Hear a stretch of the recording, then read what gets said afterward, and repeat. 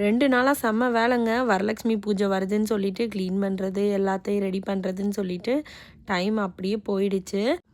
என்னதான் அவ்வளோ வேலை பார்த்தாலுமே, கடைசியா வந்து இந்த அம்மனை வீட்டுக்குள்ள அழைப்போம் பார்த்தீங்களா, அது வந்து எனக்கு ரொம்ப பிடிச்ச விஷயங்க. இன்னைக்கு வியாழக்கிழமை ஈவினிங்கு கொஞ்சம் ஃப்ரெண்ட்ஸ் எல்லாம் கூப்பிட்டுருந்தேன். அம்மனை வீட்டுக்கு அழைச்சிடலாம் அப்படின்னு சொல்லிட்டு. இன்னைக்கு குழந்தைங்களுக்குலாம் ஸ்கூல் இருந்ததுனால காலையிலேருந்து ஷாப்பிங்கு, அம்மனை ரெடி பண்ணுறது, பிரசாதம் பண்ணுறது அப்படின்னு சொல்லிட்டு நிறைய வேலைகள் நானே பண்ணுற மாதிரி இருந்துச்சு. குழந்தைங்க வீட்டில் இருந்தால் கண்டிப்பாக நிறைய ஹெல்ப் பண்ணுவாங்க. அப்படி இருந்துமே கீதிகாவும் சுதீக்ஷாவும் ஸ்கூல்லேருந்து வந்ததுக்கப்புறமும் எனக்கு நிறைய ஹெல்ப்லாம் பண்ணி கொடுத்தாங்க. சாமியெல்லாம் ரெடி பண்ணிவிட்டு இன்றைக்கி நெய்வேத்தியம் வந்து பார்த்திங்கன்னா மேங்கோ பாயாசமும் சுண்டலும் தான் பண்ணியிருந்தேங்க.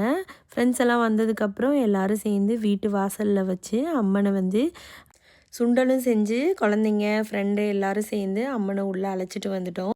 இன்றைக்கி அவ்வளோ ஒரு மனசுக்கு நிறைவாக இருந்துச்சுங்க. அம்மனோட தலையை சுற்றி மா இலையெல்லாம் வச்சுருந்தேன்னா அதனால் இன்னும் கொஞ்சம் அழகு ஜாஸ்தியாக இருந்தாங்க அம்மன்.